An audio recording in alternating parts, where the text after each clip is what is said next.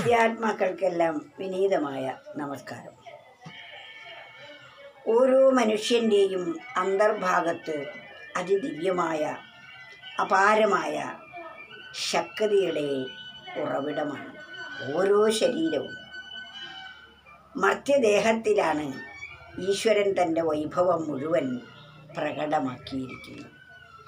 നാം അതറിയാതെ വിഷയങ്ങളുടെ പിന്നാലെ പോയി നമ്മുടെ ആയുസ് നശിപ്പിക്കുന്നു.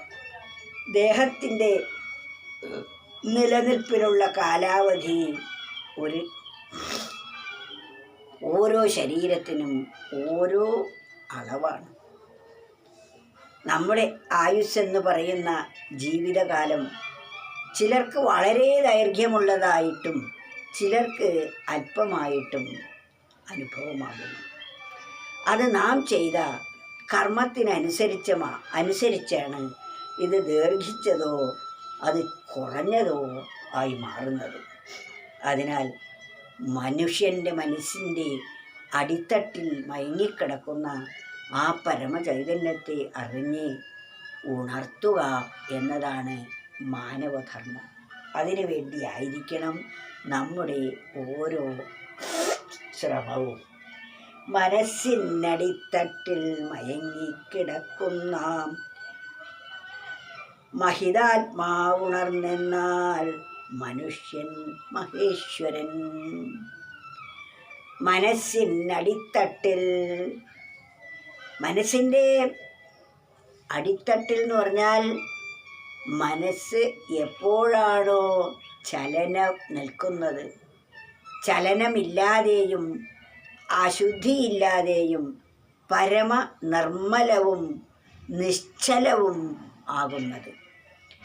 ഒരു തടാകം നിശ്ചലവും നിർമ്മലവുമാണെങ്കിൽ അതിൽ നമ്മുടെ ഛായ പ്രതിഫലിപ്പിക്കാൻ ആ തടാകത്തിന് കഴിയുന്നത് പോലെ നമ്മുടെ മനസ്സ് നിർമ്മലവും നിശ്ചലവുമാണെങ്കിൽ ഈശ്വരൻ അതിൽ വ്യക്തമായി പ്രതിഫലിക്കും.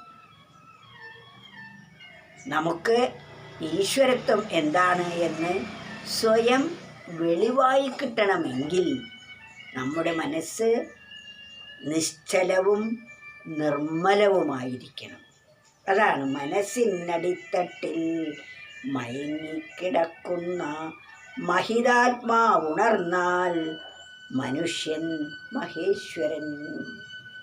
ഈ മനുഷ്യൻ എന്ന് പറയുന്ന ദുർബലനായിരിക്കുന്ന വ്യക്തി മഹേശ്വരനായി മാറാൻ ഒരു പണിയുമില്ല. കാരണം ഈ മനസ്സിൻ്റെ അടിത്തട്ടിൽ ഉറങ്ങിക്കിടക്കുന്ന ആ പരമ്പൊരുൾ, ആ പരമചൈതന്യം ഉണർന്നു കഴിഞ്ഞാൽ പിന്നെ ഇത് മനുഷ്യനല്ല, മഹേശ്വരനാണ് ഓരോ വ്യക്തിയും. അത് ആ തലത്തിലേക്ക് ഉയരുമ്പോൾ മാത്രമേ നമുക്ക് അനുഭവവേദ്യം ആവുകയുള്ളൂ. അതിനാൽ നാം നിസാരരെന്നും ഒന്നിനും കൊള്ളരുതാത്തവർ എന്നും പറഞ്ഞ് തള്ളിക്കളയാതെ നമുക്ക് കിട്ടിയ സമയം നമ്മൾ ഏറ്റവും ഉത്കൃഷ്ടമായ വിധത്തിൽ വിനിയോഗിക്കുക എന്നതാണ് ചെയ്യേണ്ടത്. അതാണ് നമ്മുടെ ധർമ്മവും നമ്മുടെ കടമയും നമ്മുടെ കർത്തവ്യവും. ആ കർത്തവ്യ നിർവഹണത്തിൽ ഒരിക്കലും നമ്മൾ അമാന്തം കാണിക്കരുത് എന്നാണ്. മനസ്സിനടിത്തട്ടിൽ മയങ്ങിക്കിടക്കുന്ന മഹിതാത്മാവുണർന്നെന്നാൽ മനുഷ്യൻ മഹേശ്വരൻ.